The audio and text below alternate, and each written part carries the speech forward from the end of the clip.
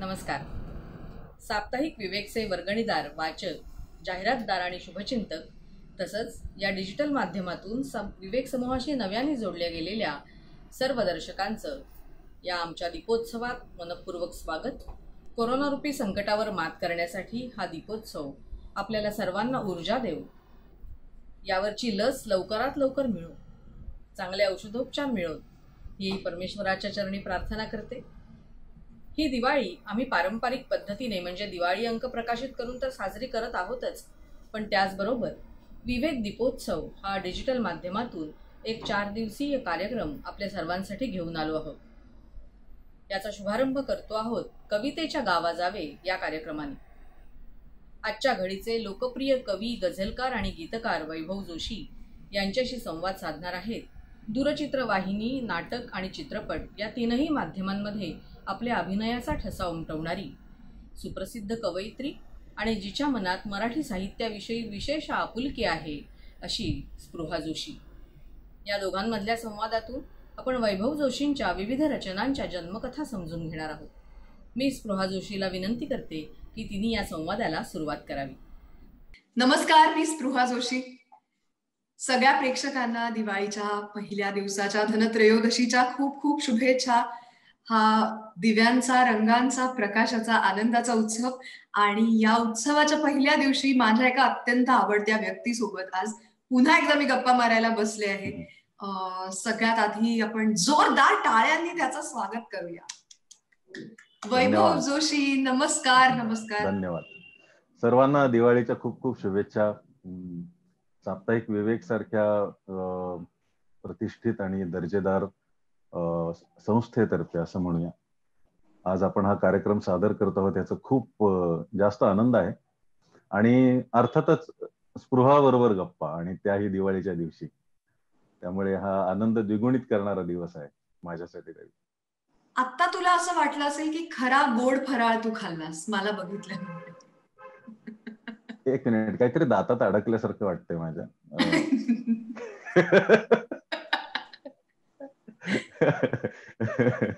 पण सिरियसली मी या आजच्या कार्यक्रमाची खूप आतुरतेने वाट बघत होते, कारण वैभव दादा सोबतच्या ज्या गप्पा असतात त्या कायमच खूप काहीतरी देऊन जाणाऱ्या असतात. म्हणजे आम्ही अदरवाईज जो टाइमपास करतो तो एक वेगळा टाइमपास आहे, पण माझ्यासाठी फार ग्रेट गोष्ट मला अशी वाटते की हा इतका मोठा कवी, गीतकार, लेखक माझ्याशी माझ्या वयाचा होऊन गप्पा मारतो, मला समजेल अशा भाषेत मला कविता समजावतो, आणि त्याची सादरीकरणाची पद्धत असेल, त्याची मराठी कविता, गझल जनमानसात पोहोचवण्याची पद्धत असेल, त्या सगळ्या त्याच्या स्टाईलच्या मी ऍक्च्युली प्रचंड प्रेमात आहे. मी त्याची फॅन आहे आणि हे मी अनेक कार्यक्रमांमधून सांगितलंय.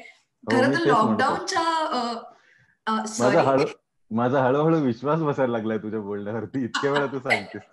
पण हा विश्वास ठेवणं तुला भाग आहे, किंवा ही मुलाखत संपेपर्यंत तरी.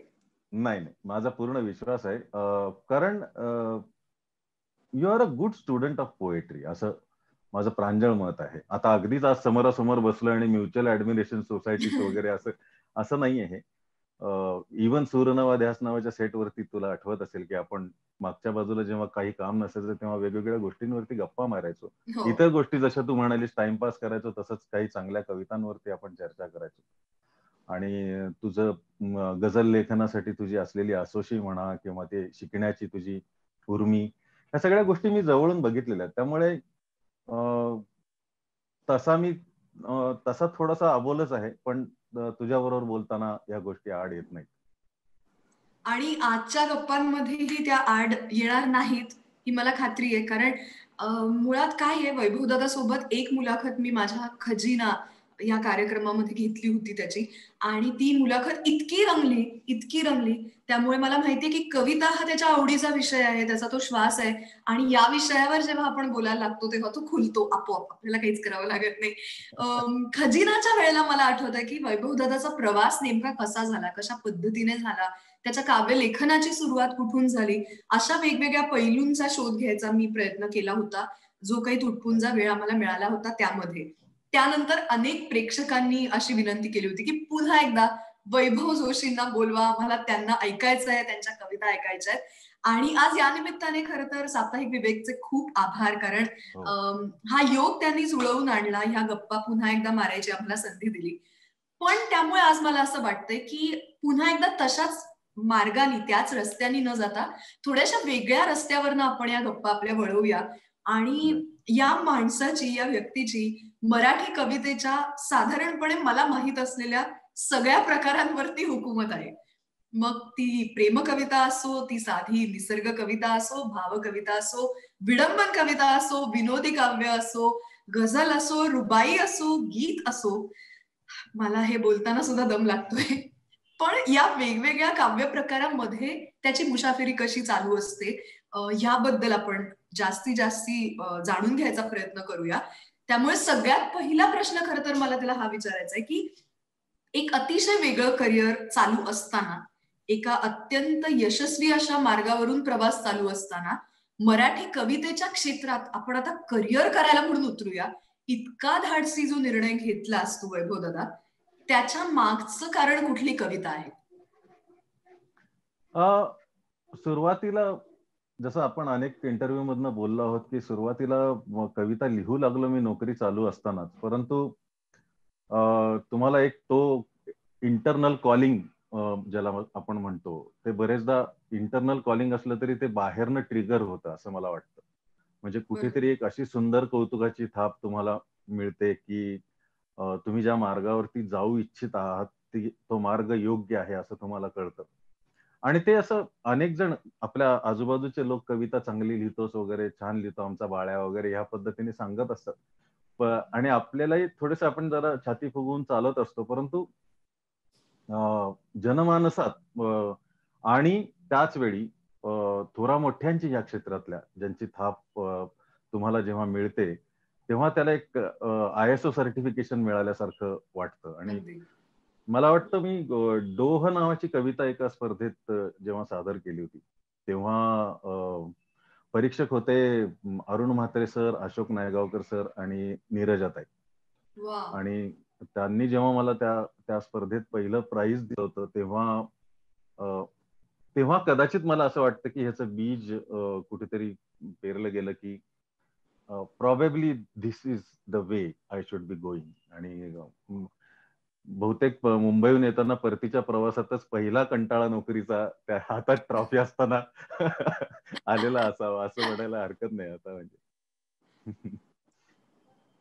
पण ही डोह कविता मला असं वाटतं की माझी तरी ती अत्यंत आवडती कविता आहे. म्हणजे तुझ्या ज्या अनेक कविता मला आवडतात, असं फार रेअरली होतं की तू लिहिलेली एखादी गोष्ट मला आवडत नाही किंवा मला कळली नाही, माझ्यापर्यंत पोहोचली नाही. इतकं सहज लिहिणं आणि तरीही त्या लिखाणाला इतके वेगवेगळे पदर असणं, हे फार मी रेअरली बघितलंय, जे तुझ्या लेखनातनं नेहमी जाणवतात. तर मला असं वाटतं या कवितेची आठवण निघाली तर ही कविता तू आम्हाला ऐकव. डोह कवितेची थोडीशी पार्श्वभूमी पण सांगतो. म्हणजे मी अनेक कविता लिहायचो नोकरी करत असताना. आणि असं झालं होतं की एका वर्षी जेव्हा मला त्या कविता शेवटपर्यंत तुम्हाला सापडतच नाही, अजूनही आपण कवी आहोत की नाही हा प्रश्न रोजच घेऊन आपण पाठ टेकतो अंथरुणाला, की कालची लिहिलेली गोष्ट ही कविता होती का नाही, त्याच्यामध्ये ते लालित्य होतं का नाही, आणि त्या सगळ्या गोष्टी होत्या का नाही, असं होतच. परंतु एक वर्ष असं होतं जेव्हा मी अनेक कविता लिहिल्या, खूप जास्त कविता लिहिल्या, असं की खूप दिवसांचं, खूप वर्षांचं साचलेलं काहीतरी म्हणणं मला त्या वर्षी सांगावं असं वाटू लागलेलं असावं कदाचित. आणि त्याच्यात ती एक लिहून ठेवलेली कविता होती. It talks about platonic relationship. आणि platonic is something which is very very intimate but not sexual असं. आणि ती दैहिक गोष्टींमधनं बाजूला जाऊन जरी बोलत असली तरी सुद्धा ती शेवटी बोलताना द्वैताबद्दलच बोलते, दोन व्यक्तींबद्दल बोलते, असं मला लिहिताना तेव्हा वाटलं होतं. आणि स्टार माझा या चॅनलने महाराष्ट्राचा स्टार कवी नावाची एक स्पर्धा घेतली होती. आणि मला आठवतं तेव्हा मी कुठल्या तरी आजाराने घरी सुट्टी काढून होतो आणि सहज त्यांची वेबसाईट बघताना मला ते सापडलं होतं. आणि खूप घाबरून मी ती कविता, परीक्षकांची नावं माहीत असल्यामुळे खूप घाबरून मी ती कविता त्यांना मेल केली होती. आणि थिंकिंग की ओके त्यांना ही वन मोर रोमॅन्टिक कविता वाटेल. आणि मला खात्री होती की मला काही बक्षीस वगैरे मिळणार नाहीये. मला फक्त बघायचं होतं की आपण खरंच या एवढ्या मोठ्या महाराष्ट्रभरातून ज्या कविता येणार आहेत त्यात आपण कुठे उभे राहतो का, राहू शकतो का, किंवा म्हणजे त्या यादीत कुठे आपण बसू शकतो का. आणि नाहीतर किमान परीक्षण करताना ह्या थोरा मोठ्यांच्या नजरेखालून आपलं काव्य तरी जाईल. कान किचक्या मिळाल्या तरी सुद्धा त्या बक्षिसासारख्याच असतील असं असं होतं. कारण तेव्हा ह्या ओळखी नव्हत्या. नंतर हे सगळेच नायगावकर काका, म्हात्रे सर, नीरजाताई यांच्याबरोबर कार्यक्रम करण्याचाही योग आला आणि जवळचे झाले सगळे. मी ती पाठवली होती आणि ती रोमॅन्टिक आहे असं समजून बहुतेक मला वाटलं होतं की नाही मिळणार. परंतु मला असं वाटतं की नीरजाताईंनी बक्षीस देतानाचं जे जे वक्तव्य केलं होतं किंवा त्या ज्या काही त्या कवितेबद्दल बोलल्या होत्या, त्याने मला त्याच कवितेकडे नाही, एकूण कवितेच्या प्रवासाकडे आणि काव्याकडे बघण्याचीच एक दृष्टी दिली, की चांगली कविता ही किती मिनिमलिस्टिक असायला हवी आणि त्याचे किती कंगोरे निघायला हवेत. जो ज्या प्रिझम मधनं बघतो, ज्या लोलकातनं बघतो, त्या पद्धतीने त्याला ते दिसायला हवे वगैरे. आणि तेव्हा मी ते सगळं कौतुक साठवून ते ट्रॉफी घेऊन आलो होतो फक्त. परंतु नंतर जेव्हा मी कार्यक्रम करू लागलो आणि समोर भरगच्च ऑडियन्स असताना जेव्हा जेव्हा मी डोहा ऐकवली, प्रत्येक कार्यक्रमात डोहा ऐकवावीच लागते. अनेकदा तुम्हाला कंटाळा येतो की ही कविता अरे किती, म्हणजे असं वाटतं की आपण किती वेळा एकच कविता सादर असं प्रत्येक कवीची उर्मी ही असते की मी नवीन काय लिहिले ते तुम्हाला ऐकवतो. प्रत्येक श्रोत्यांना कदाचित त्याची म्हणजे अनुभूती पुन्हा हवी असते. आणखी कोणीतरी घेऊन आलेलं असतं कोणाला तरी की चल ह्या कविता खूप चांगल्या आहेत, ह्या ऐकूया. तर ह्या सगळ्या प्रेशर मधनं तुम्ही ती प्रत्येक वेळी काही काही कविता तुम्हाला सादर करायला लागतात. त्यापैकी ही डोह कविता आहे. परंतु ती वेगवेगळ्या कार्यक्रमातनं मांडत असताना मला ती लोकांच्या मदतीने, माझ्या सहकाऱ्यांच्या मदतीने आणि स्वतः आपली मॉनिटरवरती आपला आवाज ऐकताना मला ती खूप वेगवेगळी दिसू लागली. मग ती डोह, प्लॅटॉनिक रिलेशनशिप, माझ्या असं लक्षात आलं की देवाकडनं सुद्धा आपण काहीतरी अपेक्षा ठेवतो. निरपेक्ष म्हणजे आपण शेवटी देवाबरोबरचं आपलं नातं हे तरी प्लॅटॉनिक म्हणू शकतो का? तर त्याचं उत्तर नाही असं येतं अनेकदा. कारण आपण नवस बोलतो, मला अमकं दे, मला तमकं दे, हात जोडताना आपल्या काहीतरी अपेक्षा असतात. तर अशी व्यक्ती कुठली तरी शोधायची आयुष्यामध्ये किंवा मिळावी अशी आशा बाळगायची की जिच्या समोर जाऊन बसलं तर तिच्या डोळ्यातलं आपलं प्रतिबिंब आरशापेक्षा सुद्धा नितळ दिसेल. तसा एक शोध असतो. म्हणजे त्याच्यामध्ये जेंडर हे सुद्धा नसतं, डिस्क्रिमिनेशन सुद्धा नसतं की मला कोणीतरी मुलगीच त्यासाठी भेटायला हवी किंवा कोणीतरी असं पण नाही. तर त्याच्यातनं ती कविता जाते. आज आता तिचा कुठला रंग दिसतो आपण बघूया, मी सादर करतो. आणि एकदा ही कविता झाली की मग कार्यक्रम पुढे सरकवायला ऍक्च्युअल सर्टिफिकेशन मिळेल. प्रत्येक डोहाचा तळ गाठायलाच हवा असं नाही. प्रत्येक डोहाचा तळ गाठायलाच हवा असं नाही. एखादा डोह असू द्यावा अथांग, एखादा डोह असू द्यावा अथांग, कुठल्याही क्षणी हक्काने जावं, कुठल्याही क्षणी हक्काने जावं आणि आपलं प्रतिबिंबही पडणार नाही अशा अंतरावर बसून बघत राहावं आपण डोहाकडे आणि डोहाने आपल्याकडे. ना आपल्या चेहऱ्यावर तृष्णा ना त्याच्या पाण्यावर तरंग, ना आपल्या चेहऱ्यावर तृष्णा ना त्याच्या पाण्यावर तरंग, मुळात अपेक्षाच नाहीत तर कसला अपेक्षा भंग. क्या बात आहे. वा वा वा. डोळ्यांनीच विचारावं त्या डोहाला, डोळ्यांनीच विचारावं त्या डोहाला, इतका स्थायी स्वभाव कुठून मिळाला. आणि हलकेच आपल्या दिशेने एक पान सरकवत त्याने दाखवून द्यावं की बरीच आंतरिक उर्मी आहे पण तळाला. वाह वाह वाह. अशा वेळी ते पान परत पाण्यात सोडून द्यावं. अशा वेळी ते पान परत पाण्यात सोडून द्यावं, कारण हाती आलेला प्रत्येक पुरावा वापरायलाच हवा असं नाही. प्रत्येक डोहाचा तळ गाठायलाच हवा असं नाही. वा वा वा वा वा. हा, म्हणजे मी माझा अनुभव सांगते.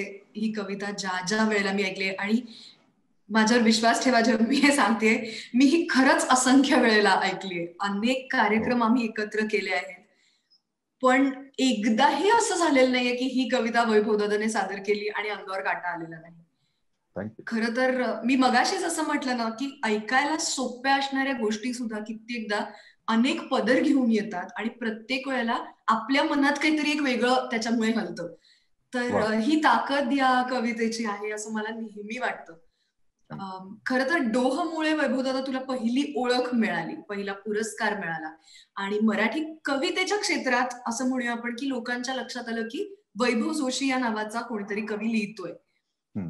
पण ही ओळख मिळणं त्या लिमिटेड क्षेत्रामध्ये, तेवढ्या पुरत्या लोकांमध्ये, हे वेगळं आणि सर्वसामान्य लोकांकडून ते कौतुक मिळणं, त्यांच्यापर्यंत एक कविता प्रचंड प्रमाणात पोहोचणं, की प्रत्येक कुठेही कार्यक्रमात गेलो तरी त्या कवितेची फरमाईश येईल, असं होणं ज्याची आपण सगळेच जण खरं तर वाट बघत असतो. तसं तुझ्या बाबतीत घडलं ते एका पुढच्या वेगळ्या कवितेमुळे, मला वाटतं वगैरे वगैरे या कवितेमुळे. हो हो. ऍक्च्युली ते माझ्यामुळे नाही घडलं, ते घडलं सचिन खेडेकरमुळे. म्हणजे वगैरे वगैरेची गंमत मी तुला सांगतो की कवितेतनं व्यक्त होता येतं किंवा कवितेसारख्या फॉर्म मधनं आपल्याला काहीतरी व्यक्त होता येतं हे कळल्यानंतर, म्हणजे एखाद्या मुलाला आवडतं खेळणं आणून द्यावं आणि तो त्याचं सारखंच काहीतरी वेगवेगळं करून बघावं, तसं मग अष्टाक्षरी काय असते, इंदिराबाईंनी कसं लिहिलेलं आहे, आणि जीवन लहरी कसं लिहिलेलं आहे कुसुमाग्रजांनी, रॉय किणीकरांनी रुबाया कशा लिहिलेल्या आहेत, आणि मग भटांनी गझल कशी लिहिलेली आहे. आणि भटांच्या गझलेचं बोट धरून उर्दू शायर सगळे ओळखीचे व्हायला लागले. म्हणजे फक्त मराठी गझल ऐकून वाचून भागेना. मग ते आणखी इतकं सुंदर फॉर्म, इतकं 2 ओळीमध्ये एक काव्य, प्रत्येक शेरामध्ये वेगळी कविता मांडण्याचं अवधान सुद्धा आणि त्यातली ताकद सुद्धा. म्हणजे हे खूप चॅलेंजिंग आणि इंटरेस्टिंग वाटलं की आकृतीबंधात स्वतःला बांधून घ्यायचं.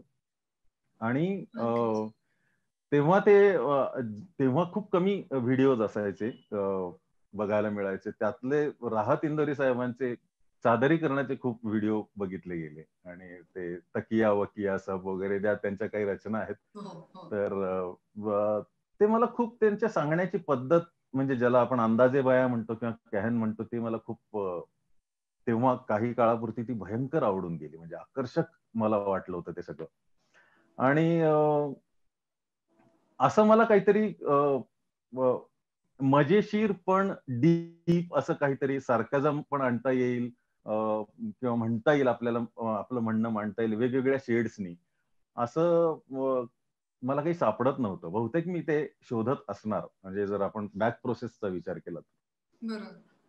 आणि मला कुठेतरी मराठीमध्ये कोणाशी तरी बोलताना वगैरे हा शब्द सापडला. अर्थात कुसुमाग्रजांची वगैरे वगैरे कविता आहे, जी मला नंतर माझ्या वाचनात आली की त्यांनी पण लिहिलेली आहे आणि अप्रतिम कविता अर्थातच, परंतु ती तेव्हा मी वाचलेली नव्हती. आणि वगैरे, आणि तो काळ म्हणजे वगैरेला वगैरे म्हणण्याचा होता. आजकाल वैगेरे किंवा वैगरे वगैरे म्हणतात, तसं नव्हतं ते. तेव्हा वगैरेला तो काळ तो काळ होता तो. तर मला आठवतं की रात्री 11 11:30ला मी पान खायला मोटरसायकलवर बाहेर पडलो होतो आणि मला त्याच्या मधला सार्कॅझम लक्षात आला की पुन्हा घेतली मी भरारी वगैरे. आणि आपल्या आजूबाजूचे लोक आपण किती आपल्याला सपोर्टिव्ह आहेत वगैरे असं म्हणत असतो. आणि गझलच्या दुसऱ्या मिसऱ्यामध्ये तुम्हाला कदाचित कलाटणी द्यायची असते, टोपी उडवायची असते, एक चांगला मिसरा तुम्हाला द्यायचा असतो, चांगली ओळ तुम्हाला द्यायची असते. सो ते पुन्हा घेतली मी भरारी वगैरेला दुसरी ओळ लिहिली मी की पुन्हा सज्ज झाले शिकारी वगैरे. तर हा ज्या पॉजनी आला ना, म्हणजे मनामध्ये विचार येतानाच की पुन्हा घेतली ही, आता हा जो सूर जातो ना, तो राहत इंदोरी साहेबांसारखा जातो बघ. हा एवढ्या एका गझल पुरताच जातो, नेहमी जातो माझ्याकडनं, कारण त्याचं कुठेतरी जन्मस्थान त्याच्यात असावं असं मला वाटतं. So half of the credit goes to हा, आणि 1.5 क्रेडिट सचिन खेडेकरला जातं, ते मी तुला नंतर सांगतो. तर पुन्हा घेतली मी भरारी वगैरे, पुन्हा सज्ज झाले शिकारी वगैरे. म्हणजे आता याच्यात सगळीच कहाणी आली की, तर ही गझल लिहिली पूर्ण. आणि मग आमच्या एका सीडीचं प्रकाशन होतं आणि सचिन खेडेकर प्रमुख पाहुणा म्हणून तेव्हा आला होता. मी आता अरेतुरे बोलतोय, पण तेव्हा छाती दडपली होती की, कारण माझ्या पहिल्या गझल सीडीच्या प्रकाशनाला अरुण म्हात्रे सर स्वतः निवेदनाला होते आणि भाषणाला होते, मुख्य प्रमुख पाहुणे म्हणून पण होते. त्यानंतर किशोर कदम आणि सचिन खेडेकर. तर ही मंडळी ऑडिटोरियम मध्ये SM जोशी हॉलमध्ये येताना बघूनच माझी छाती दडपली होती की बापरे. तर सचिनने पटकीने मला अत्यंत आत्मीयतेने, म्हणजे कवितेवरचं प्रेम लोकांना कसं जोडतं बघ, की सचिनने मला आत्मीयतेने खाली बोलवून घेतलं स्टेजवरनं. त्याच्या पहिल्या रांगेतल्या त्याच्या खुर्ची शेजारी बसवलं आणि तो म्हणला, "अरे हे काय आहे? हे केवढं अप्रतिम आहे." आणि मग त्याने त्या दिवशी त्याचं भाषणात पण भरपूर कौतुक केलं वगैरे. आणि त्या ऑडिटोरियम मध्ये ती गझल सादर झाली. तेव्हाही ती तेव्हाच्या त्या काय 100-150 लोकांमध्ये पोहोचली, लोकांना खूप आवडली वगैरे इथपर्यंत होतं ते. आणि एके दिवशी अचानक मला रस्त्यावर वगैरे लोक विचारून किंवा थांबवून असं सांगायला लागले, की "अहो ती तुमची गझल फार मस्त आहे, ती कविता फार सुंदर आहे" वगैरे, वगैरे असं. तर मला कळेना काय झालंय. आणि मग टीव्ही बघण्याचं पहिल्यापासून पिंड जरा कमी आहे. त्यामुळे मला माहिती नव्हतं, की मुळात अवधूतचा असा कार्यक्रम काही आहे, खुपते तिथे गुप्ते वगैरे. आणि नोकरी पण होती, त्यामुळे जास्त बघितलं जायचं नाही. तर खुपते तिथे गुप्तेमध्ये सचिनने ही कविता सादर केली होती. महेश मांजरेकर सर आणि सचिन असे दोघे आले होते तिथे. आणि तेव्हा त्याने ती सादर केली होती. आणि अर्थातच सचिनचं सादरीकरण आणि सचिनची पॉप्युलॅरिटी आणि त्याचा आवाज, ह्या सगळ्या गोष्टींमुळे ते लोकांना खूपच. मग हल्ली लोक मला म्हणतात, की तुम्ही अधूनमधून खेडेकरांची ती कविता वाचता ती वाचा ना आज वगैरे असं.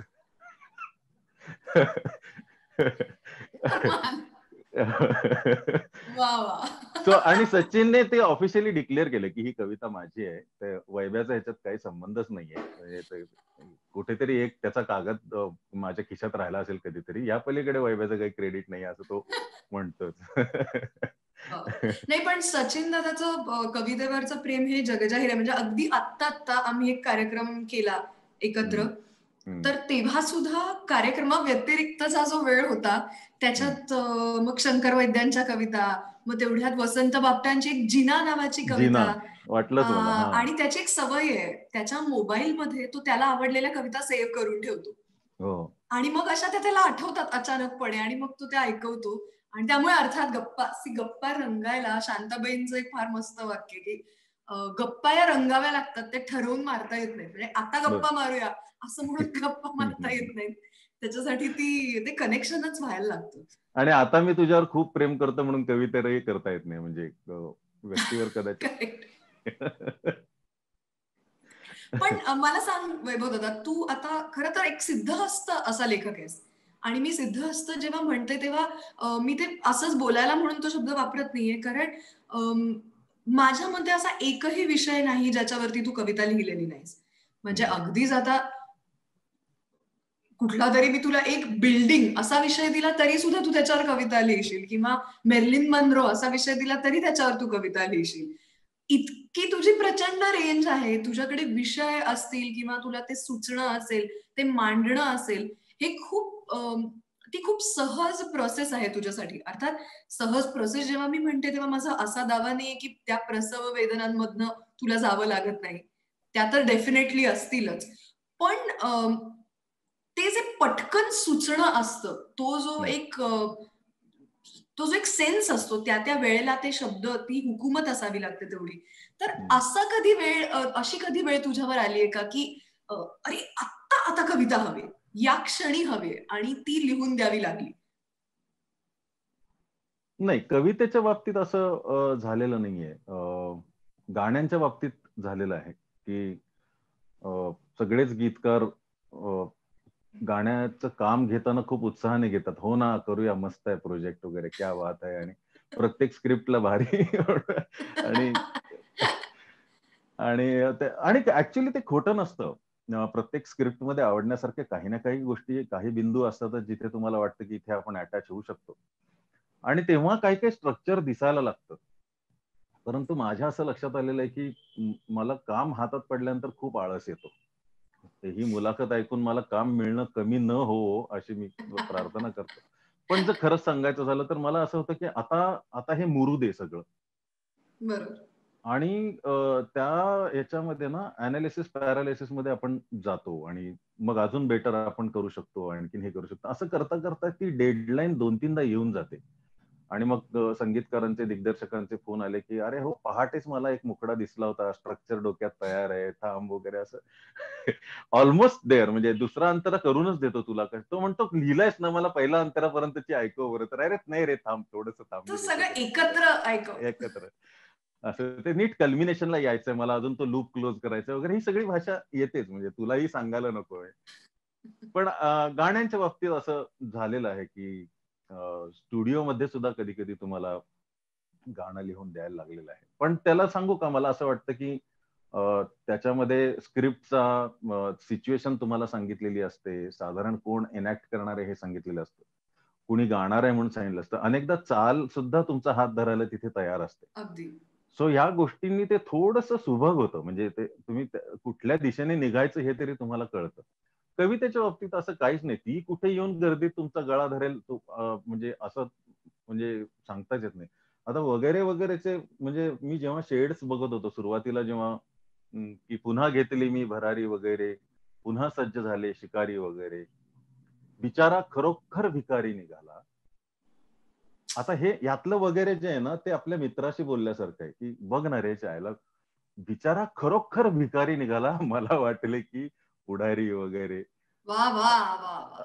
हा, तर हे टाळी दिल्यासारखं, टाळी देऊन बोलल्यासारखं आहे. किंवा मग नंतर आवेशाने बोलणं आहे की तिथे एकटा देव होता दरिद्री, तिथे एकटा देव होता दरिद्री, रुबाबात होते पुजारी वगैरे, पुन्हा घेतली मी भरारी वगैरे. तर इथे तुमचं थोडंसं सामाजिक सांगणं आहे, इथे थोडंसं ठासून सांगणं आहे. मग त्याच्यामध्ये एक स्वगत येतं की कशाचीच आता नशा येत नाही, कशाचीच आता नशा येत नाही, तसा घाव होतो जिव्हारी वगैरे, पुन्हा घेतली मी. त्याच्यात पुढचा शेर पुन्हा स्वगत येतो की आता फक्त होतात भेटी मनांच्या, वा. माणसांच्या, व्यक्तींच्या होत, आता फक्त होतात भेटी मनांच्या, मळब दाटलेल्या दुपारी वगैरे. या वगैरेच्या शेड्स दिसतात तुला, की म्हणजे ती होऊन गेलेली कहाणी आहे हे सांगण्यासाठी. किंवा एक मिश्किल शेर येतो की जरा काय ती हसली स्वागताचे, मनाने पसरली पथारी पथारी वगैरे. वगैरे, वा असं वा. असं येतं.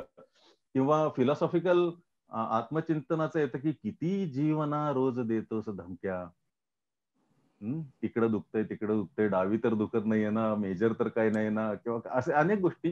किती जीवना रोज देतोस धमक्या, दिली का यमाने सुपारी वगैरे, पुन्हा घेते.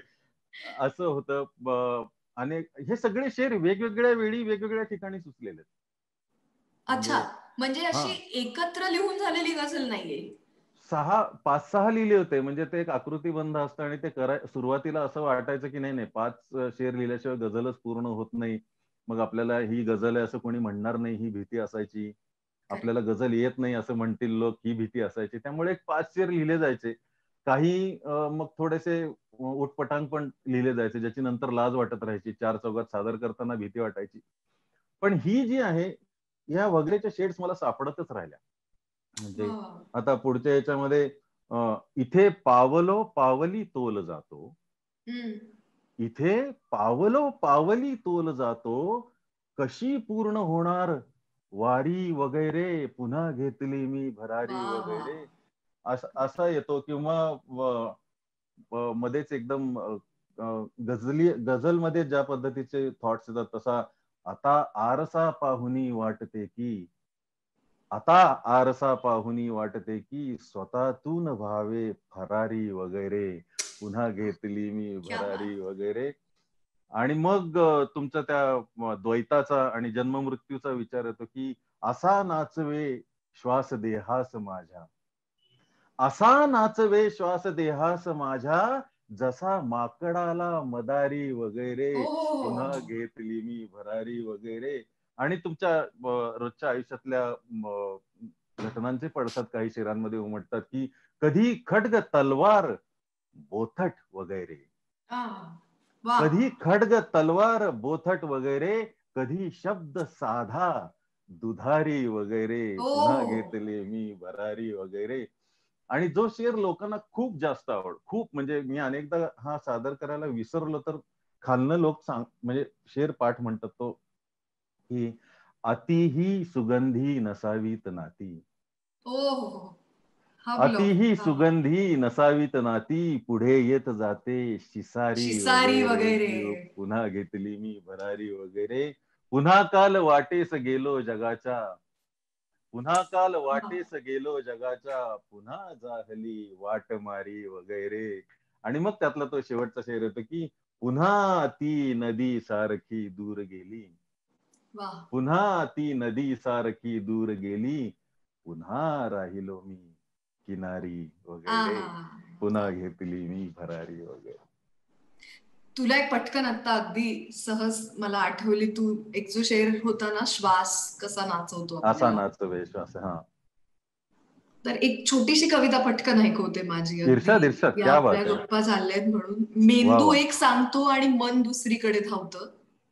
मेंदू एक सांगतो आणि मन दुसरीकडे धावतं. रस्ता वेगळा असतो पण पाऊल दुसरीकडे वळतं. मनात असतं एक काही, ओठांवरती दुसरंच, जिभेवरती आणखी काही, चेहऱ्यावरती तिसरंच. जीभ बोलते वेगळं आणि तोंड भलतच सांगतं. रस्ता वेगळा असतो आणि पाऊल दुसरीकडे वळतं. आपलं कोण, आपण कुणाचे मुद्दे सरत नाहीत.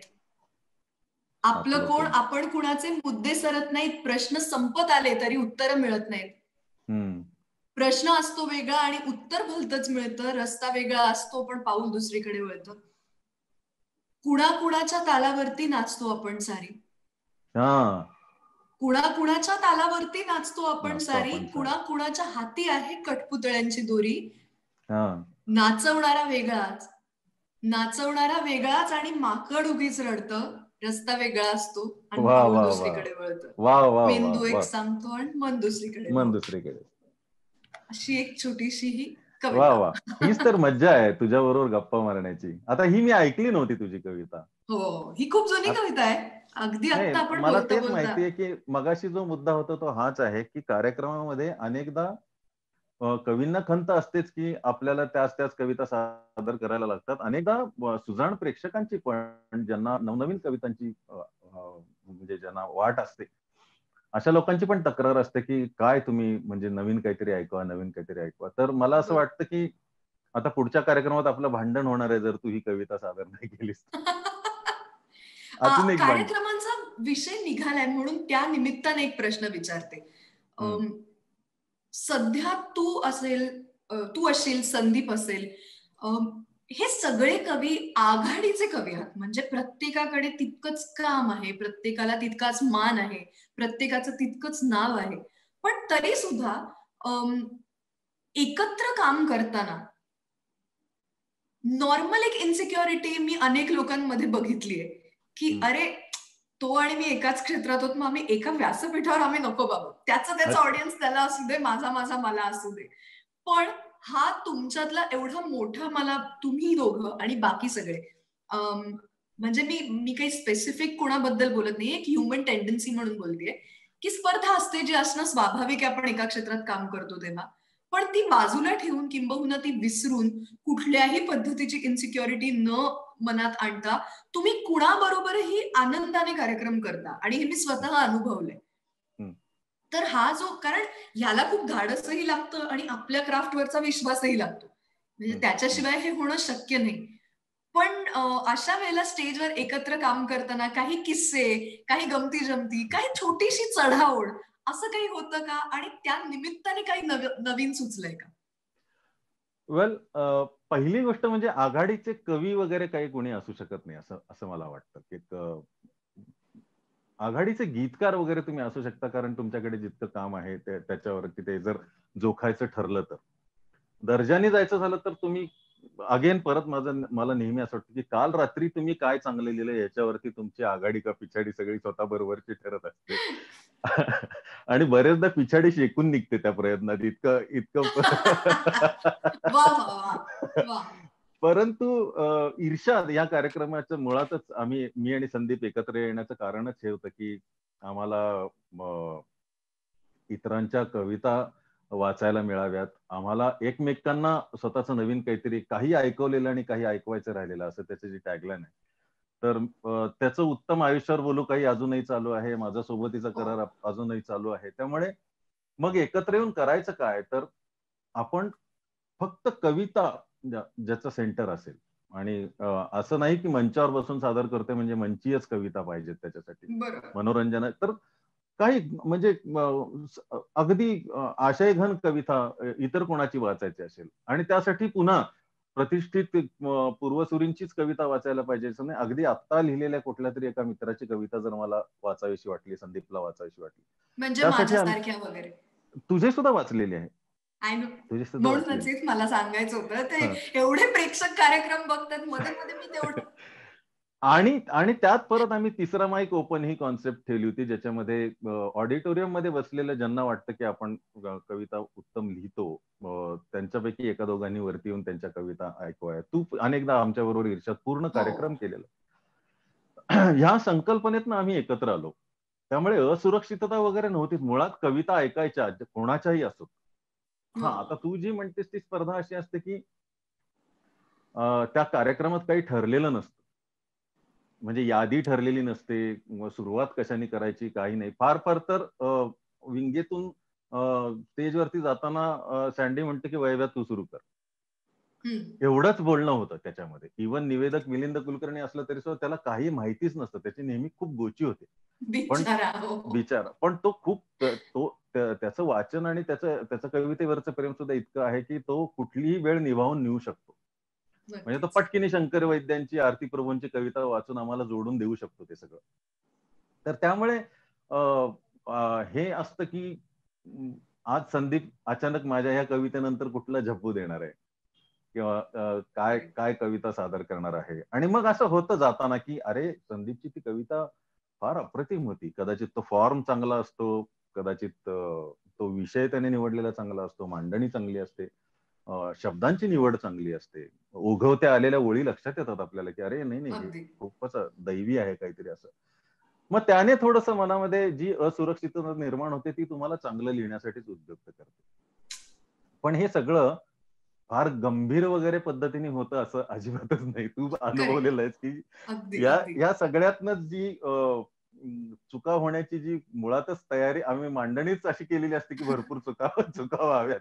त्याने खूप स्टेजवर लोकांना वाटतं की हे किती प्रेमाने हसतायत एकमेकांकडे आणि असं, पण ते ऍक्च्युली काय घडलंय आणि कशातनं काय आता सावरून न्यायचंय, मॅच कशी हे करायची, त्याच्यातनं ते आलेलं हसू असतं.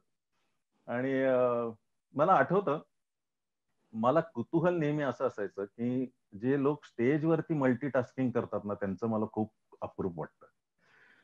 म्हणजे एकतर माझं किंवा सँडीचं पाठांतरच नसतं. म्हणजे असतात कविता डोक्यात, पण समोर तो कागद असल्याशिवाय एक कॉन्फिडन्सच येत नाही. बरोबर. किशोर बिशोर ज्या पद्धतीने नाटकाचे प्रवेश आणि ज्या पद्धतीने कविता मोठ्या मोठ्या वाचतो, मला म्हणजे हबकायला होतं बघून. आणि खरंच केवढी मोठी ती दैवी देणगी नाही, आहे ती कदाचित. देणगीच आहे खरंच. तर मग मी आणि संदीप असे अनेक पुस्तकं, अनेक कागद असे सगळे दुकान मांडूनच आम्ही तिथे बसलेलो असतो आणि ठरलेलंच नसतं काही.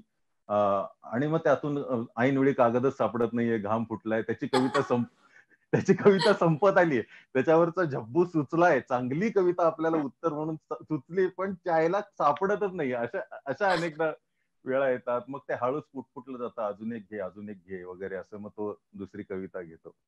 तर मला स्टेजवर थोडासा मुद्दा लांबतोय, पण मी तुला सांगतो माझ्या.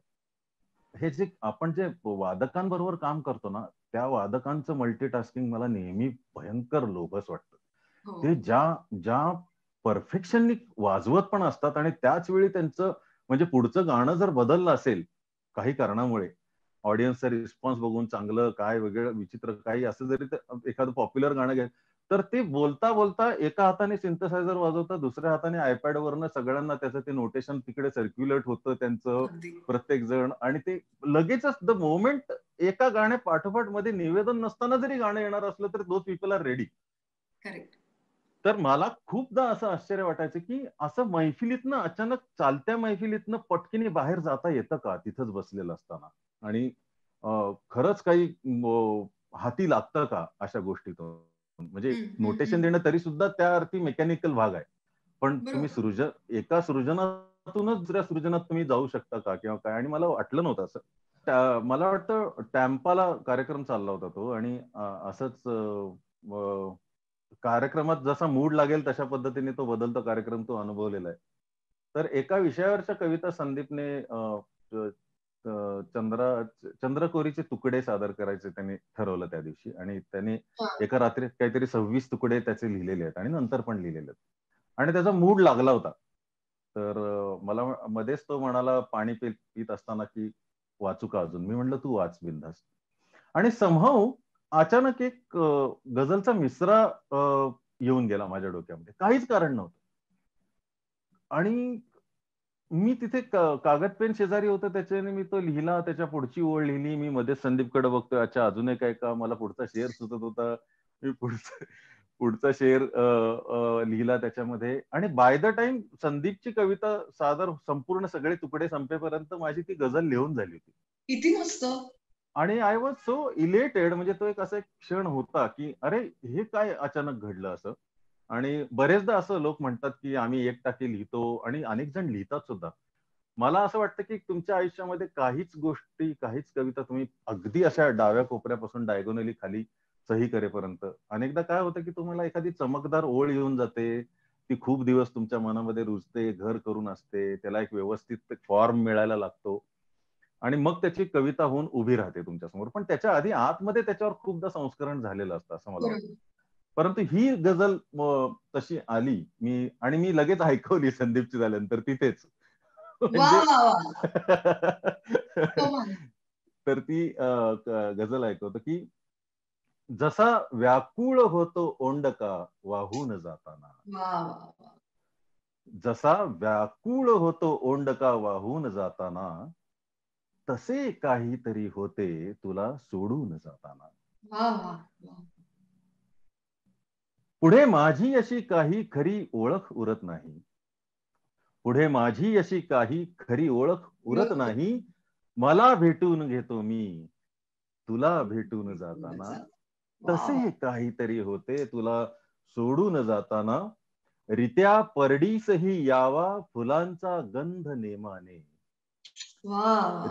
रित्या परडीसही यावा फुलांचा गंध नेमाने, तसा मी घमघमत असतो तुला वेचून जाताना, तसे काहीतरी होते तुला सोडून जाताना. जसे की दूरचे गाणे मनाचे स्वास्थ्यही नेते. सकाळी कुठली तरी एक गाण्याची ओळ लकेर आपण ऐकलेली असते, आपल्याला गाणं पूर्ण आठवत नसतं, आणि दिवसभर ती हुरहुर लागून राहिलेली असते. ते गाणं जसं तुमचं स्वास्थ्य नेतं, तसेच काही माणसं सुद्धा. जसे की दूरचे गाणे मनाचे स्वास्थ्यही नेते, तशी पडतेस तू कानी जगा आडून जाताना, तसे काहीतरी होते तुला सोडून जाताना. आणि त्यातला शेवटचा शेर येतो की तुझ्या कादंबरी मधले खुणेचे पान होतो मी. आता इथे काळाचा श्लेष आहे, होतो म्हणजे पास्ट पण आहे आणि होतो म्हणजे कंटिन्युअस चालू वर्तमान काळ पण आहे. की तुझ्या कादंबरी मधले खुणेचे पान होतो मी तुला वाचून जाताना, तुझ्या वाचून जाताना, तसे काहीतरी होते तुला. वन्स मोर हा माझ्यासाठी कायमचा वन्स मोर आहे शेर. तुझ्या कादंबरी मधले खुणेचे पान होतो मी तुला वाचून जाताना, तुझ्या वाचून जाताना, तसे काहीतरी होते तुला सोडून जाताना. तर ही फार गमतीशीर प्रोसेस आहे. कविता तुम्हाला कुठे येऊन गाठेल, गर्दीत, एकांतात, काहीच सांगता येत नाही. ह्या रचनेने अगदी म्हणजे मला स्वतःलाच ऑडिटोरियम मध्ये आश्चर्यचकित केलं. किती मस्त, खरंच फार भारी.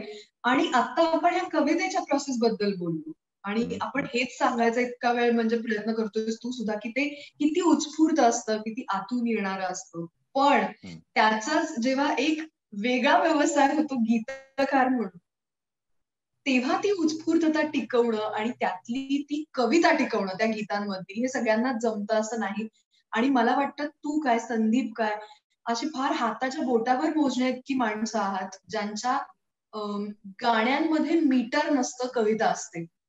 मला हे नेहमी जाणवतं. थँक्यू. मला असं वाटतं सगळ्यांनाच सगळ्या गाण्यांमध्ये सुद्धा जमेलच असं पण नसतं.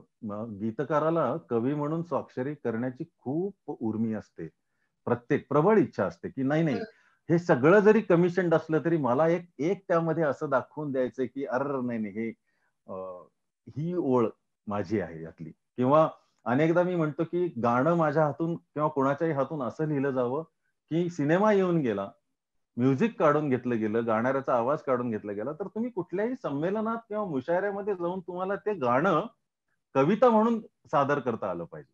अगदी अगदी. असा आणि असं तुला गंमत सांगते म्हणजे तुझं मला काहीच प्रॉब्लेम नाही. आता ही माझीच फिल्म आहे म्हणून मी प्रमोशन करते पुन्हा असं नाहीये. पण सौरभ जसराज, ऋषिकेश या तिघांचं संगीत आहे त्या फिल्मला.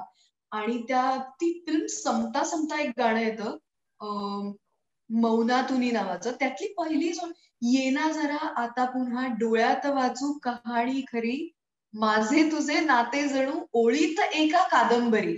हे इतकं गोड आहे. त्या फिल्मचं सगळं सार येतं आणि अनवट ते लिहायला मीटर म्हणून खूप अनवट आहे. अशा याच्यात अशी एखादी ओळ आणणं हे केवळ गीतकार म्हणून तुझा ग्रेटनेस आहे तो, असं मला कायम वाटत आलंय. म्हणजे त्याच्यासाठी वेळ पण जावा लागतो. मला तू सौरभ जसराज आणि ऋषिकेशचं नाव काढलंस तर मला एकदम आनंदी गोपाळचे दिवस आठवले. जवळपास 1.5-2 वर्ष आम्ही त्या सिनेमाच्या गाण्यांवरती काम केलं आणि गाणी सापडतच नव्हती. 4-1 महिन्यांनी समीर विद्वांसने जेव्हा सांगितलं की सर तुम्ही चुकीचा विचार करता आहात, आपल्याला भव्य दिव्य म्हणजे सिनेमा मोठा आहे, झीचा आहे वगैरे मान्य आहे, पण खालची तुम्ही बायलाईन नाही वाचलेली, सामान्य जोडप्याची असामान्य कहाणी. तर मग मला ते आजूबाजूला सगळीकडे माझ्या आईमध्ये, माझ्या बायकोमध्ये, सगळ्यांमध्ये आनंदी गोपाळ दिसायला लागले. आणि मग ती गाण्यांची सुचण्याची प्रोसेस सुरू झाली. आणि मग प्रत्येकाची ध्येय स्वप्न हे जर म्हटलं तर मग कवितेत सुद्धा आनंदी गोपाळ दिसायला लागले नंतर. इतकं आम्ही त्या प्रोजेक्टमध्ये रमलो होतो.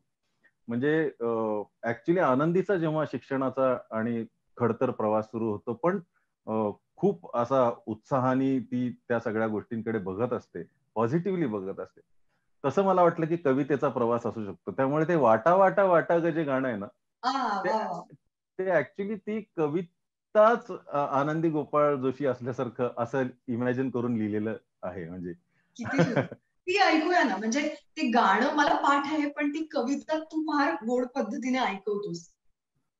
हा, म्हणजे तिकडे आनंदीबाई प्रवासाला निघालेल्या आहेत आणि इकडे कविता स्वतःच्याच मस्तीत, म्हणजे डोळ्यासमोर ते पंचीमनू उडती फिरू होतं, तशी एक कविता अल्लड निघालेली आहे. आणि किती ती स्वतःच्या मस्तीत आहे आणि किती तिला खात्री आहे स्वतःची.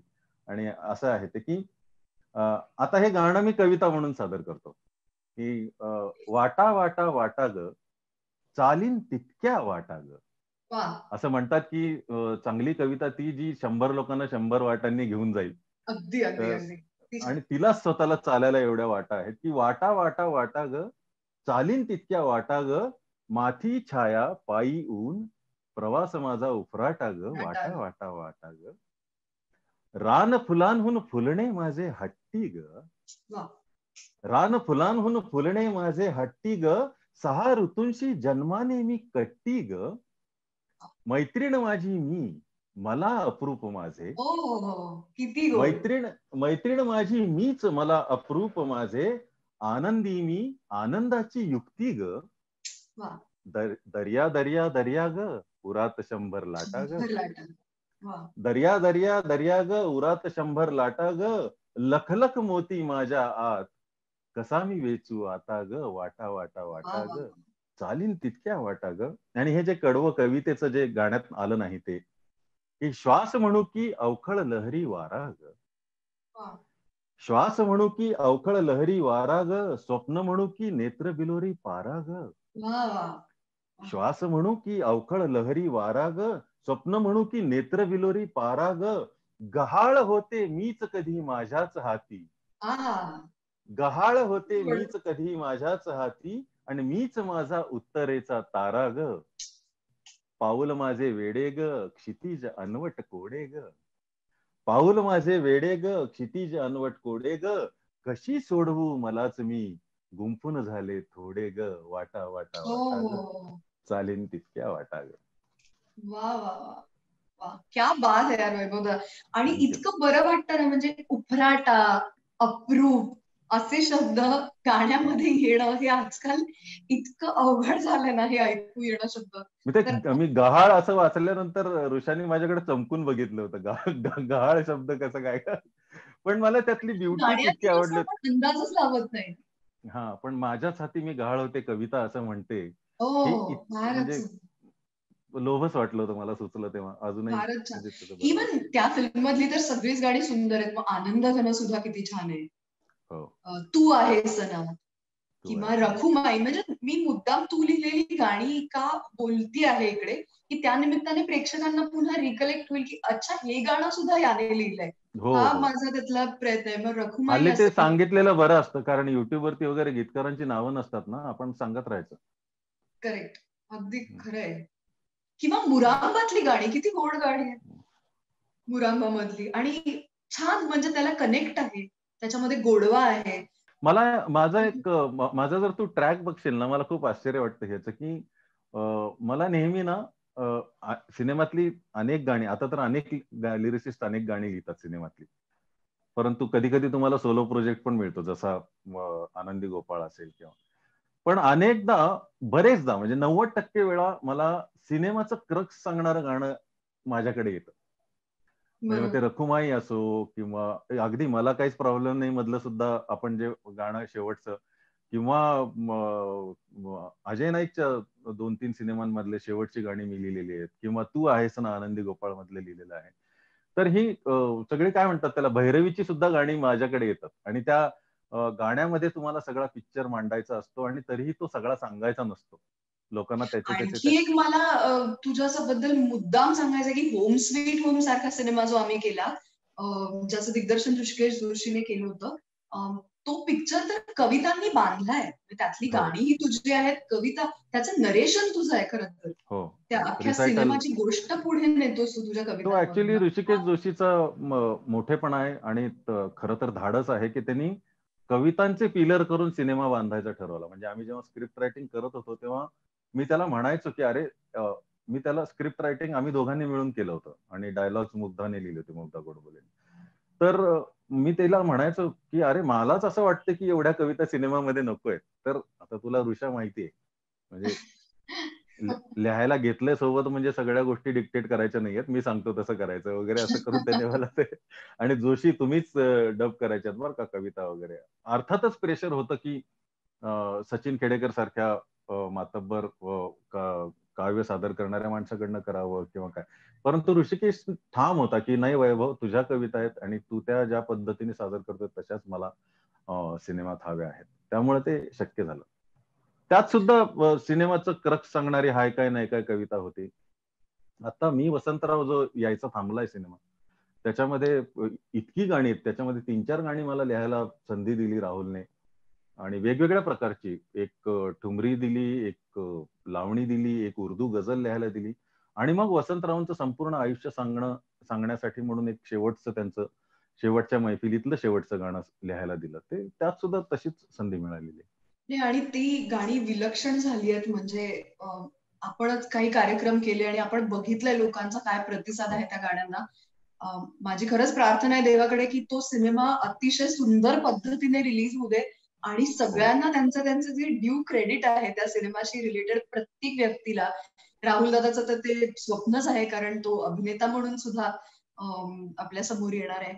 पण ते जे कैवल्य गान जे घडलंय, म्हणजे काही काही गोष्टी मला वाटतं या त्या एकदा घडून जातात आणि तशी ती निर्मिती झाली आहे सर्व अंगांनी.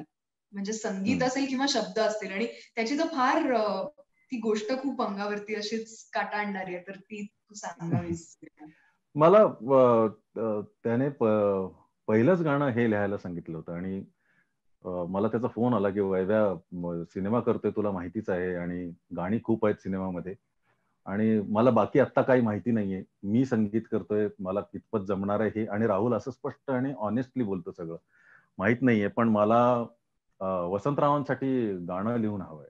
मी म्हटलं काय काय सिच्युएशन आहे, आणि मला वाटतं 5 वगैरे वाजले होते संध्याकाळचे, आणि तो म्हणाला की वसंतरावांच्या आयुष्यातली शेवटची मैफल, जेव्हा त्यांना हार्ट अटॅक येऊन गेला होता, आणि भाई काकांना वाटत होतं की आज संध्याकाळी हा गाऊ शकतो की नाही वसंता. आणि त्यात आई नोवेदीतल्या झाकीरबाईंचं पहिल्यांदा 1.5 तास सोलो तबला वादन होतं, आणि त्यानंतर वसंतरावांचं गाणं असणार होतं. तर म्हणजे राहुलच्या सांगण्यानुसार पु ल असं म्हणाले की पोडियमवरनं बोलताना मला अशी काळजी वाटत होती की वसंता गाऊ शकणार आहे का नाही, एवढ्या सगळं झाल्यानंतर काय होणार आहे त्याचं असं.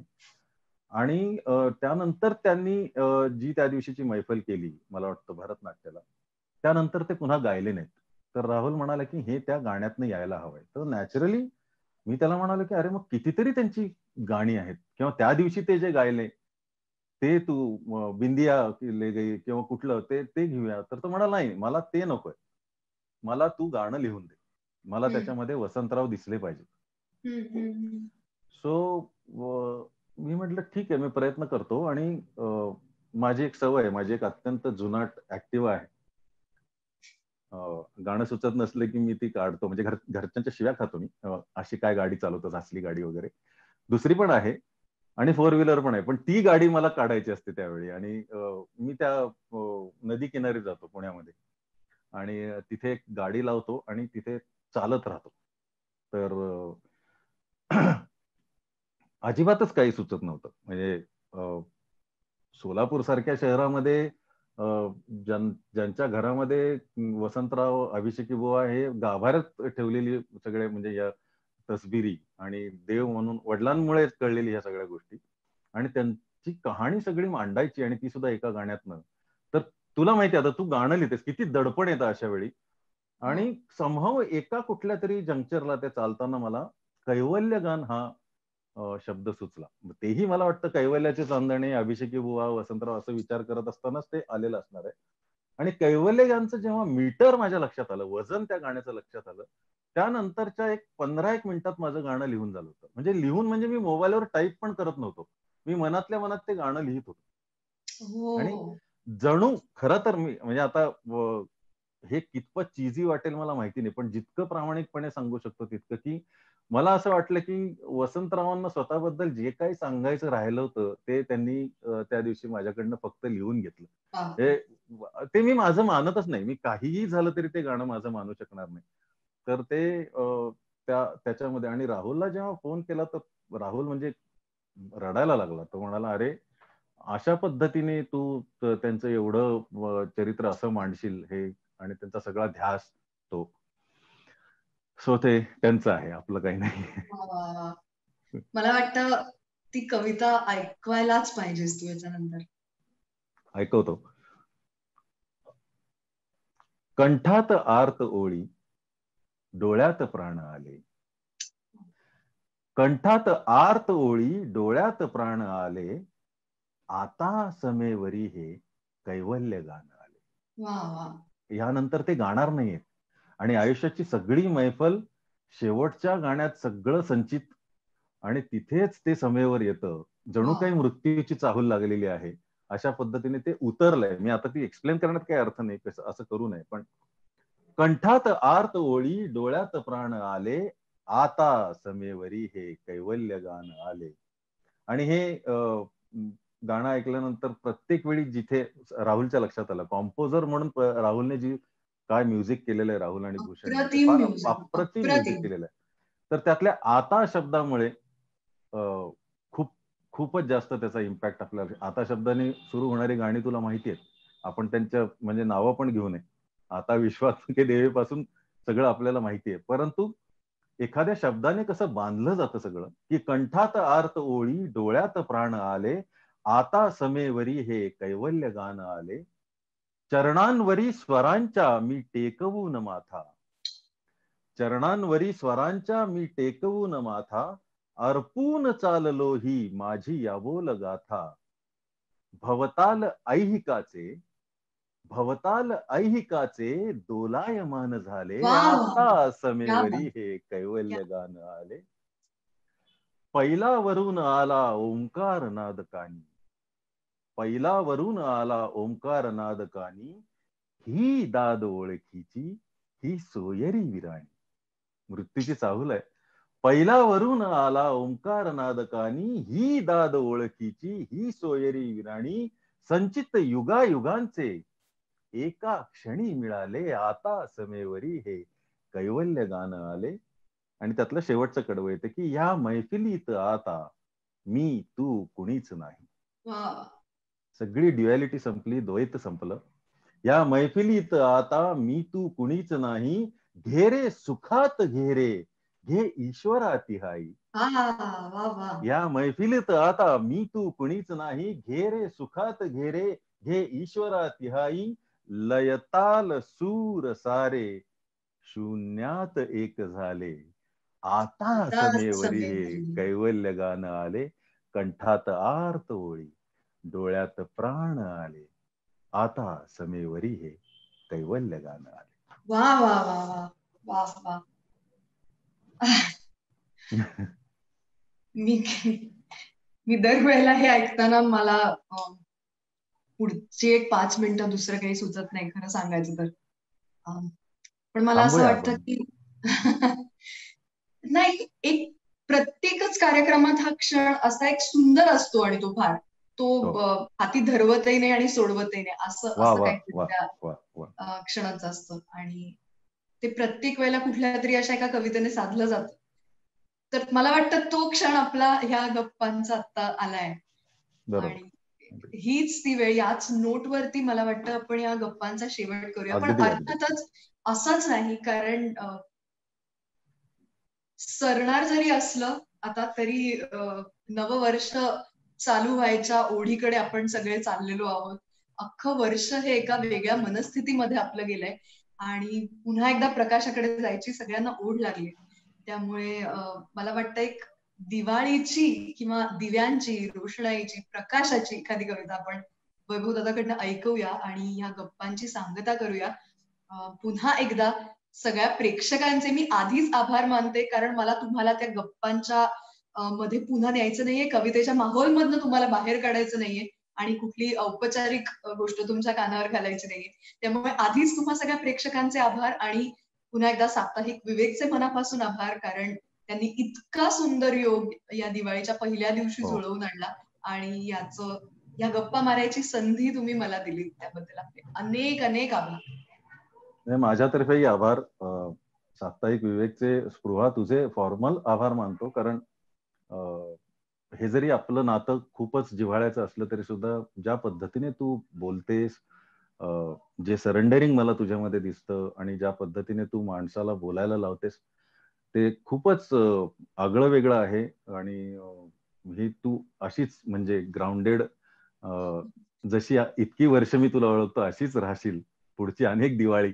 असंच राहो, एवढीच इच्छा व्यक्त करतो. हो, वर्ष सरणार आहे आणि हे वर्ष लवकर सरो आणि सर्व संकट घेऊन जाओ. असं म्हणतात की आपण लिहितो कुठल्या तरी वेगळ्या मनस्थितीमध्ये कविता, पण ती नंतर कधीतरी ऍप्लिकेबल होते. आणि एक कविता अशा ह्याच्यातनं लिहिली होती की समोरचा जरी कसाही वागला तरी तू तुझं बरं वाग ना. असे अनेक क्षण येतात आपल्या आयुष्यांमध्ये, परंतु पण ती अशी आजच्या काळाला आणि ह्या कोरोना काळाला सुद्धा उपयोगी पडेल किंवा लागू पडेल असं वाटलं नव्हतं, पण ती आज ऐकवतो मी की काळ जरी लिहितो आहे काळोखाची गाथा, there is a light at the end of every tunnel. तसं काळ जरी लिहितो आहे काळोखाची गाथा, एक पणती लावून पहा उजळ राहील माथा. काळ जरी लिहितो आहे काळोखाची गाथा, एक पणती लावून पहा उजळ राहील माथा. जेव्हा जेव्हा दारी येतील तिमिराचे दूत, आपल्या डोळ्यात असू द्यावी मांगल्याची ज्योत. माणुसकीच्या उजेडातच हाती घ्यावेत हात, माणुसकीच्या उजेडातच हाती घ्यावेत हात. आपुलकीचा स्पर्श हीच एक मात्र जात. संकटांशी सुद्धा शब्द बोलावेत चार, संकटांशी सुद्धा शब्द बोलावेत चार. दुःखांनाही घालावेत चंदनाचे हार. पश्चिमेच्या गाभाऱ्यात सामसूम होता, एक पणती लावून पहा उजळ राहील माथा. पहाटेला येईल पुन्हा केशराचा पूर, पहाटेला येईल पुन्हा केशराचा पूर. पूर्वेकडे ऐकू येतील सनईचे सूर. अशा वेळी असू द्यावे ओठांवर गीत, अशा वेळी असू द्यावे ओठांवर गीत. गीत म्हणजे किर्र काळ्या मौनावरची जीत. रांगोळीच्या ठिपक्यांनीच जोडावीत घरे, रांगोळीच्या ठिपक्यांनीच जोडावीत घरे. प्राजक्ताने भारलेले धाडावेत वारे. दिसेनासे व्हावे कुंपण झुंजू मुंजू होता, एक पणती लावून पहा, उजळ राहील माथा. आणि शेवटच्या ओळी आहेत की आपल्यासाठी असो किंवा इतर कोणासाठी, आपल्यासाठी असो किंवा इतर कोणासाठी एक पणती असू द्यावी प्रत्येकाने गाठी. तेवढ्यानेही उजळ राहील माणुसकीचा माथा. काळ लिहील, लिहित राहो काळोखाची गाथा. एक पणती लावून पहा, उजळ राहील माथा. धन्यवाद. वाह वाह, क्या बात है. धन्यवाद. धन्यवाद. एखादी गाण्याची मैफिल रंगत जावी तसा रंगत गेलेला या दोघांमधला संवाद विवेकच्या सर्व दर्शकांना समृद्ध करणारा होता. आपापल्या व्यस्त दिनक्रमातून या दोघांनी खास विवेकसाठी वेळ काढला म्हणून मी त्यांचे मनापासून आभार मानते. या महोत्सवाच्या दुसऱ्या दिवशी म्हणजे उद्या आपण याच वेळी या ठिकाणी भेटणार आहोत भारतीय वस्त्र परंपरेच्या अभ्यासक आणि समाज माध्यमातलं एक लोकप्रिय व्यक्तिमत्व शेफाली वैद्य यांना. साडी हे भारतीय वस्त्र परंपरेतलं एक मानाचं पान. या वस्त्र प्रकाराविषयी, त्याच्या प्रांतागणिक बदलणाऱ्या वैविध्याविषयी आपण समजून घेणार आहोत शेफाली वैद्य यांच्याकडून. तेव्हा तोपर्यंत रजा घेते. पुन्हा भेटूया उद्या सकाळी 11:30 वाजता. जाता जाता तुम्हाला सर्वांना एक विनंती की विवेकचं फेसबुक पेज आणि यूट्यूब चॅनल याला सबस्क्राईब करा, लाईक करा आणि जास्तीत जास्त हे कार्यक्रम शेअर करा. धन्यवाद.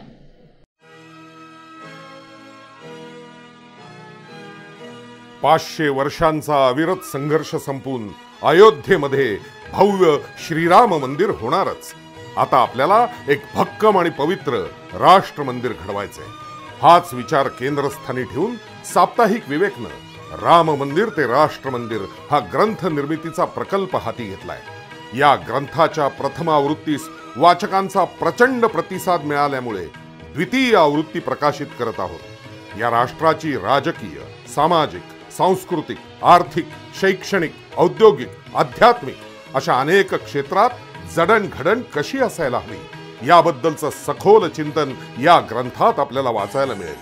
पूजनीय सरसंघचालक डॉक्टर मोहनजी भागवत यांची प्रदीर्घ मुलाखत, तसंच स्वामी गोविंद देवगिरी, माननीय भैयाजी जोशी, नितीनजी गडकरी, देवेंद्रजी फडणवीस, मनमोहनजी वैद्य, माधव भंडारी, अविनाश धर्माधिकारी, अनिरुद्ध देशपांडे, अशोक चौघुले, मिलिंद कांबळे, गिरीश प्रभुणे, रमेश पतंगे, दिलीप करंबेळकर आणि निवेदिता भिडे, पौर्णिमा मंडलिक, डॉक्टर सुवर्णा रावळ अशा अनेक तज्ज्ञांचे अभ्यासपूर्ण लेख आपल्याला या ग्रंथात वाचायला मिळतील. या भव्य ग्रंथाच्या द्वितीय आवृत्तीचं प्रकाशन रविवार दिनांक 29 मे 2020 त्रिपुरारी पौर्णिमेला होणार आहे. या राष्ट्र उभारणीच्या कार्यात आपणही खारीचा वाटा उचलू शकता. केवळ 2500 रुपये श्रद्धानिधी भरून मिळवा राम मंदिर ते राष्ट्र मंदिर ग्रंथाची एक प्रत. विवेक साप्ताहिक आणि वैद्यराज त्रैमासिकाचे अंक वर्षभरासाठी मोफत आणि या ग्रंथात रामसेवक म्हणून आपल्या नावाची नोंद. तेव्हा या ग्रंथाकरता लवकरात लवकर नोंदणी करा. त्यासाठी साप्ताहिक विवेकच्या www.evivek.com या वेबसाईटला आजच भेट द्या. धन्यवाद.